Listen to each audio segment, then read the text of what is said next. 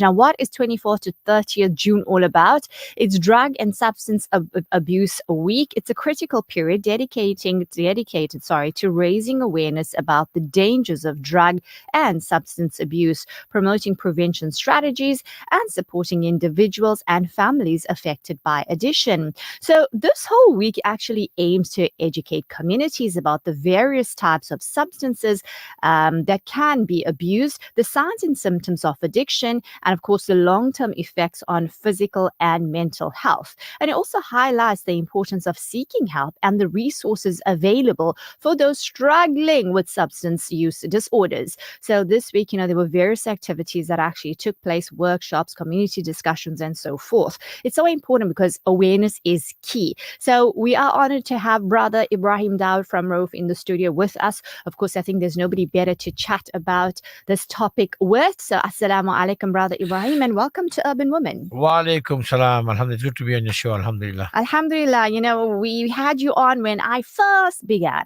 Yes. It was like in 2020. Yes. Alhamdulillah. 2024, we are in, the use of drugs in the families and what it does to society and to the individual, and has this ripple effect on families, as you know. What would you say? What are the most commonly abused substances, and what are their effects on the body and mind from your observation and experience? Look, South Africa, well, now we all know is a haven, is a drug haven. It's some of the drugs. We are the drug capital of the world. And of course, with a 15% population that are affected with addiction will tell you how bad it is. Mm-hmm. So if you have to ask me, what are the commonly used drugs? It depends on the areas that you come from. If you're looking at the Johannesburg area, it's your cocaine and your cat. It's cocaine-based drugs. Mm-hmm. If you look at KZN, largely it's your heroin. Okay. And you get Cape Town, it's generally your crystal meth. Okay. Right, but you'll get drugs like ecstasy. You'll get drugs like heroin in Cape Town. But the bigger percentage of the population will be hooked on crystal meth in KZN, in Cape Town, and in KZN it's the heroin. Okay, But amongst the youth, Mm-hmm. throughout the country, Xanax has become a problem. Okay. And of course, they are putting some of the stuff into the vape, which is also becoming a problem. And they spiking energy drinks. It's also becoming a big problem amongst the youth. Because of course, one doesn't know, and next thing, that's how an addiction can begin. And that's very sad. Yes. Unbeknown to you, what can be done. So be very aware. What are the warning signs and symptoms of drug and substance abuse in teenagers and adults? Look, when this unexplained, disappearance, mood swings, lying, stealing, unexplained absenteeism, you see physical symptoms, they lose weight or red-eyed. That it depends what they're taking. Right. And sometimes they can't sleep, they battle with sleep, recurring illnesses. Okay. These are some of the signs, sudden loss of weight and moving away, distancing them from their families, isolating themselves, that type of thing. Yeah. So if you see a change in behavior and if these it's a kind sudden of change, symptoms, right, then there's a reason for concern. It needs to be invested.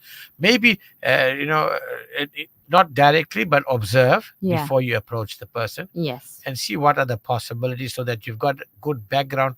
It's always good to have reasonably good background information before you take the person on. Indeed. Because sometimes if you don't handle it correctly, it can be very, fatal unpleasant. indeed. And that is our deen, right? Exactly. You cannot accuse somebody, and our deen also says that's why you need witnesses and stuff. But of course, in this way, get your facts right. So important in order not to cause further damage. What would you say, Brother Ebrahim? How can families and communities actually support those that are suffering with addictions? With the country and this with the situation in our country presently and how serious the problem is, we obviously the reason why it's gone so far is because of lack of knowledge. No. Ignorance is bliss. When you are in a comfort zone, it doesn't bother you. And everybody that will come to us say, but I never thought my son would do this, because we never grew up like this. All my brothers are Hafiz al-Quran, they're all Maulanas or they're all doctors. I don't know what happened to this one chap. But please understand that if there's 15% of your population are hooked on drugs, what makes you think that it's not going to happen? We've had ulama, we've had professional people, doctors, medical professionals. They all, unfortunately get hooked in this mess, and nobody can escape from addiction. And the sad thing is I've seen some very respectable people, ulama, professional people, that we hold in high regards, and to see that the child, they're coming and sitting there with the child that's got a problem, it's sad. But I think it's in many ways it's our ignorance that's feeding the problem, and it's got to where it is now. And from 94 to now, it has progressed, so it has reached a point where it has become a pandemic. But there's lack of awareness, education, and I think as families, if you're raising a child, you need to educate yourself about addiction. Absolutely. Nobody expects, everybody talks about career and becoming a professional person, whatever, but nobody really would go into and look at the current social ills in the community that we need to deal with. I mean, we talk about the LGBTQ as well. Yes. We don't want to talk about these things with our children, but we think it won't happen to us. It won't happen in our homes. Exactly. And then, as you say, ignorance is bliss. But what are we actually then stepping into? A bigger, darker hole. Exactly. Education and empowerment is a must. Educate. I mean, I've got my grandson sitting with me here. And my grandchildren grew up running around in our programs. You did say he's in training, right? Yes. And he's, the thing is, it is a serious, everybody talks about cancer and how to prevent cancer and how to eat healthy and how to do this and COVID, to wear mask. If you got the flu, these are the symptoms. Come to drugs. Nobody wants to talk about it. Be quiet. Society mustn't know what's going on. Exactly. That's what's feeding the problem, because ignorance, and children, they got inquiring minds. Everyone will tell you, the guy just gave me the Xanax, I put it in my mouth and I popped it and I felt good and I take it. I never thought it was wrong. I thought drugs, alcohol was bad, and all these other narcotics. I never thought the tablet is bad. And that is why there's such a big problem with Xanax. And if you look at the spiking cool drinks, the spiking energy drinks, they're spiking the vapes. I had no idea. And it's a huge problem. Absolutely. But unfortunately, we, the parents, we should lead from the front.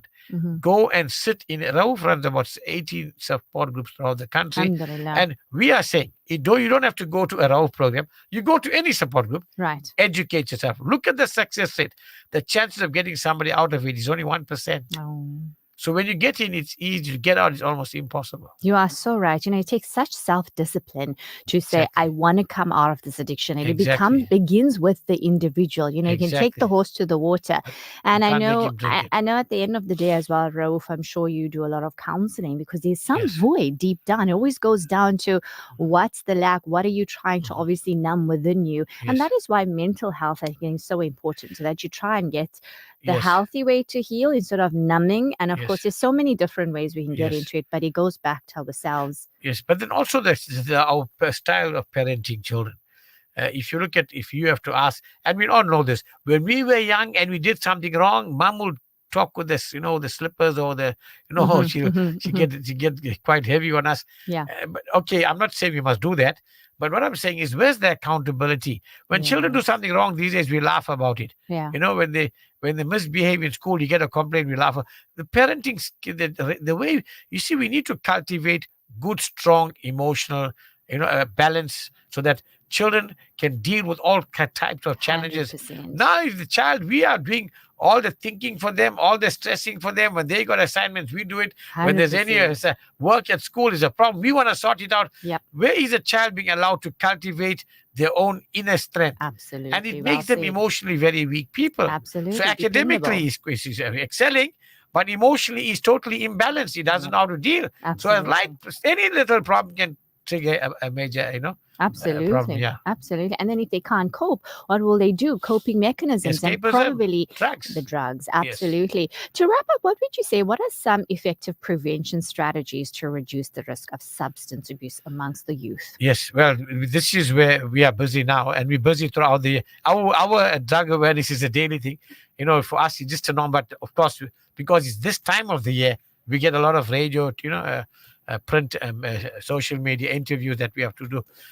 But the main thing is that we do a lot of.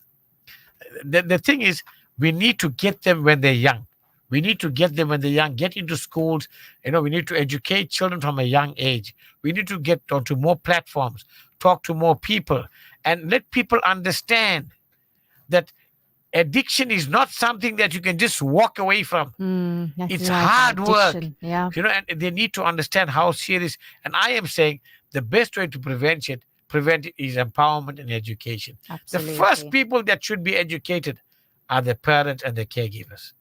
Prevention is better than cure. Exactly. I just got a cue here that it's time for us to wrap up, 11:54. But inshallah, we'd love to have you again. Inshallah. It's sad we had you only when I began, and now we're having you again. But this is a topic that we as urban women really need to know because, of course, we're raising a society. And females, you know how bad the abuse of prescribed meds. Yes, we thought it's only limited to males or to this, but I'm shocked at the rate of females that are actually also on prescription pills and just getting taken away with drugs. Mothers and daughters are and that is the sad reality. So we'll have you on again, inshallah, touching more on that to empower urban women, inshallah, and to let them know that hope is not lost. Jazakallah khair, Brother Ebrahim, for your time. Assalamu alaikum wa rahmatullahi wa barakatuh. And there's Brother Ebrahim Dawood from RAUF chatting with us about a very important topic, something that is affecting our community, the youth, adults, and obviously, inshallah, so important to have awareness. Education is key. Ignorance is definitely not bliss when it comes to this. Stay tuned. I'll be back to wrap up. Urban Woman, sponsored by Vada Gold Gem Jewelers. 5